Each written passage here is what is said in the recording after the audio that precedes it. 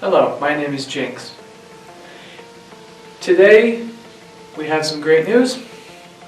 Blood drive was a complete success. At the beginning we only had 22 students. By Wednesday we had 41. In total, of the students that showed up to donate blood, we had 65 students. And we gathered around, I believe it was 22 vials of blood. Now that we have those, and multiply that by 3, and imagine how many lives we saved with that. So that's great news for that. Good job, Pooter. Here's the rest of the episode. So, what are you two selling today? We're selling flowers from Student Council for Valentine's Day. How much are they? $2 for roses and $1 for a carnation. Who can I send them to? Your friend, or your significant other, or yourself. Alright. I'd say let me get a rose for one of my friends then. Here you go. They'll be delivered to their first period classroom. Alright, thank you. When are you selling them? Every day at lunch until Friday. Next Friday. Alright, thank you. Hey Pooter, it's Elena with the news. Did you know that we have a new boys volleyball team? We didn't until Matthew told us about it. You should go talk to him about it. Anyways, if you're interested, make sure you're ready to play with your physical and check in with our new athletic secretary, Cindy Smith. Interested in tryouts? Email the new coach, Toby Renz. By the way, he used to be a Division I volleyball coach, so he's legit. There's a parent and player meeting on February 11th at 6 p.m. at Pooter High School. Here's the tryout schedule. On February 17th at PHS from 10 a.m. to 12 p.m. and 2 p.m. to 4 p.m. February 18th at Rocky from 6:30 to 8:30 p.m. February 19th at PHS as well from 8 to 10 p.m. What's up, Pooter? I'm going to talk to you about esports while you watch me do an epic cartwheel. Start of winter esports has begun, and we play some games like we got Rocket League, Smash Bros, League of Legends, Splatoon, Valorant, Mario Kart, and I think we're doing Marvel Rivals. Nope. No, we're not doing Marvel Rivals? Okay. Last season, we made it to state, and that's pretty cool, right? But you know what else is cool? Porter is there, and he's pretty awesome, and he's pretty cool. No, he's not, and he's quitting. Shut up. Also, Mr. Morley and Mr. Curry are there, and they're pretty cool also. Of course they are. Anyways, here's a super cool epic montage of esports. Oh wait, I forgot to include the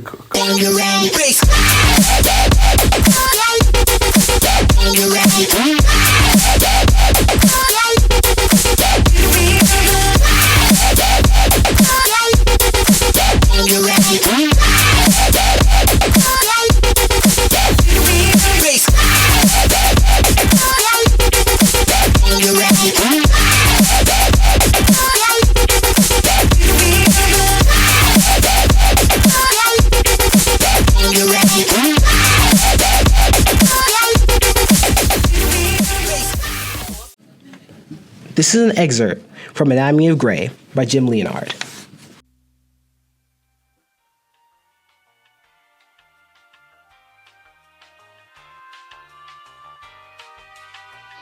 Plays come from mysterious places, at least for me. Here's how this one came to be. First, I learned that my dear friend, John Geeter, for whom I'd written the role of Buddy in a play of mine called The Diviners, had a disease called AIDS. Like me, John grew up in a small town in Indiana. Some in his childhood community did not react well to the news of John's illness. The dying they could deal with. What truly frightened them was John being gay. Gay equal damnation, therefore AIDS, therefore death. The irony is that John left acting to become a minister and baptize my sons. But that's how folks thought in the early 90s. At the same time this illness was happening to John, Dr. Henry I. Chevet came to New York Circle Repertory Theater seeking to commission a play to celebrate the centennial of Washington University's medical school. I need the money. I deposited his check and proceeded to panic, having no idea what to write about. Then I had a thought. What would happen if it was only the Christians who got AIDS? I love Jesus, but that's where I started. The godly get ill, complications ensue. It's easy to judge the righteous, it's hard to tell a good story. For the next 2.5 years, I wrote and rewrote Anatomy of Grey, which I called Grey's Anatomy for a while. Dr. Chevet bravely staged the premiere with a cast of talented students. I rewrote. Rob Bundy mounted a beautiful and simple production in Circle Rep's Laboratory Theater. I rewrote. I staged it in Arizona. It was staged in San Francisco. I rewrote. My friend Steven Dietz directed a stunning production at a contemporary theater in Seattle. The audience seemed happy, but I knew something was profoundly wrong with the story. I didn't know how to fix it, so I put it away for 10 years. Now, time passes, but time heals nothing.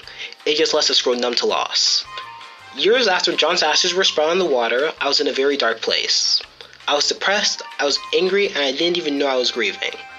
Then one night I had a dream about John, and when I woke, I knew how to tell the story. This is the truth. Craig Slate called from ACT in San Francisco a week later. I told him about my dream, he dared me to write it. And when he staged it, this time, the play was the river and I was the raft. I combined and complicated characters. I put a young woman at the center. Her father had died, and she wouldn't shut up about loss, love, and grief, and sex, and longing, and landscape, and weather. I didn't find the story found me.